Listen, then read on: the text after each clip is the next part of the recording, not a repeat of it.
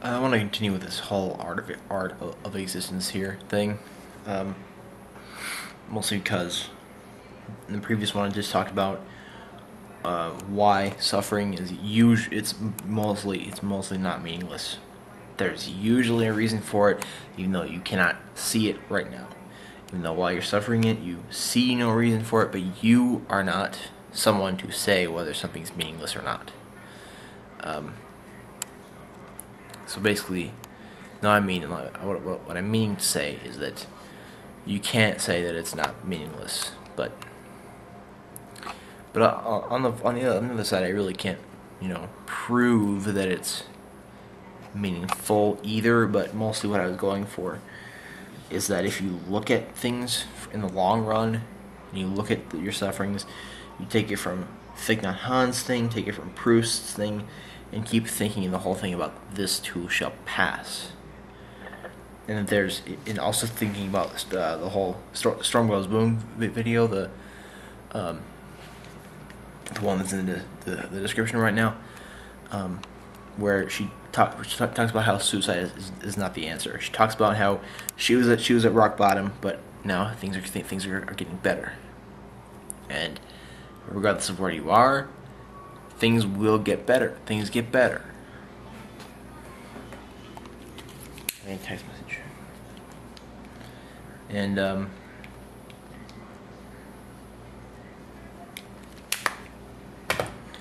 mostly, what I'm thinking here is, what I was saying in the previous one is that suffering does not have to be viewed as meaningless if you make it meaningful for your life.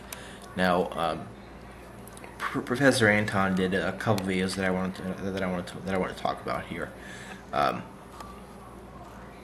First, he did a video called "What is a Wasted Life?"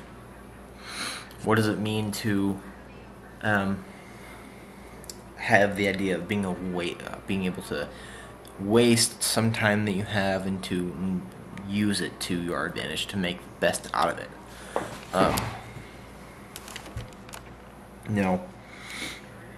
And he said that basically he kind of keeps going with the whole gift character type of thing, where it's agony in the idea that you have the decision whether you want to, and you have to spend time on whether you want to waste this time or you want to use it. Now, here's what I think a wasted life is. A wasted life is a life where you've had some sufferings that kick you down, and yet you don't want to kill yourself, but you just want to lay there and wait for natural death. But you just sit there and wait for death, and think that life is meaningless, your sufferings are meaningless, and you don't. And if you feel like your sufferings really are meaningless, you don't create any meanings for those sufferings. Now, a wasted life is a life where at your deathbed you cannot say, well, throughout my sufferings and my pleasures, I feel like my sufferings were worth it. I feel like my sufferings were good in the sense that I learned a lot of things and I feel good even though the sufferings were hard for me. And I had a great life. If you can't say that on your deathbed, then you have wasted your life. Now, again, I'm going to talk about the whole my miserable life post, which is the one that Metamorph talked about, where this person gets hit with a mortar and now is deformed and is sitting there waiting for death because everything sucks now. That is a wasted life. If you cannot make some worth out of those sufferings, if you cannot make some kind of worth out of them, or have some kind of meaningfulness to the rest of your life to compensate, to even compensate for those sufferings, then that's a wasted life. If you're sitting there waiting for death, that's a wasted life. Now,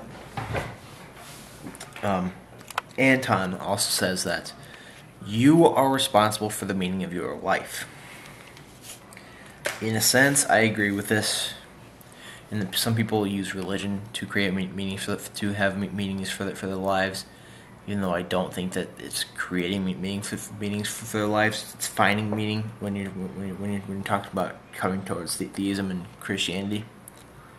My tongue's switching. Sorry. But if you are not having a meaning in your life at all, I mean, atheists can be happy even though you don't have a religion. You can be happy and still be good people and everything.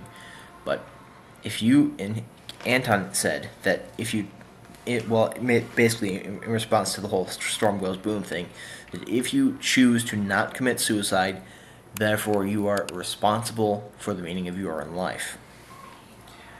Now, even though I'm a theist and a Christian, I love this. I love this because you're responsible for the meaning of your life. A theist has meaning for their life in the event that they found that there's a God and believes that there's a God.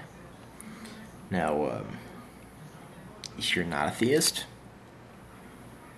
I feel sorry for you because you don't have meaning, and I can understand this, but you're responsible for the meaning of your life. If you cannot find a meaning in the life, then that's your own fault. If you have not made the most, if you have not made the most out of the time that you have, in creating an awesome life for yourself, then that's a wasted life.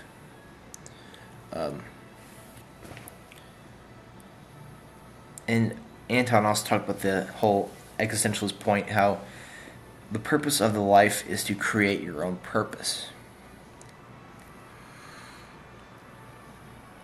About halfway agree with that, because if you have not come to God yet, well, he's in my mind. You should come to God. If you have not come to God yet, you need to create some other meaning for your life to come through, to deal with things until, if you ever do come to God. But you need to create some meaningfulness in your life, no matter how much suffering you have. This too shall pass. All of these things will pass. The sufferings will pass. You need to think about those and take them, looking at long term, looking at the past, looking at everything, and taking everything into account, thinking about what those sufferings mean to you. Think about what kind of person you would be if you didn't have those sufferings. Those sufferings, Proust even said that those sufferings made him who he is. I love that, because when you suffer, I really think that you do learn things. You learn how to make things better for yourself, and you become who you are through suffering, I think. Even though it sucks really bad sometimes. A lot does. Doesn't mean we are not supposed to have suffering. It doesn't mean that those sufferings are not worth it. That are not worth it. The sufferings that we have are worth it in the end, in the long run. Now, I'm going to end this video here because we want to come back and I want to talk about gift character and the metaphors and all this stuff, how Fred and Anton have been talking about this. But I want to talk about the whole gift thing and the whole imposition and why life should be really compared to a gift. But these are just my ramblings. If you want more of this, I'll have a bunch of links in the description down here, where you can have more, you can have some better discussions than mine are, especially since my tongue is kind of spasmodic right now. Sorry.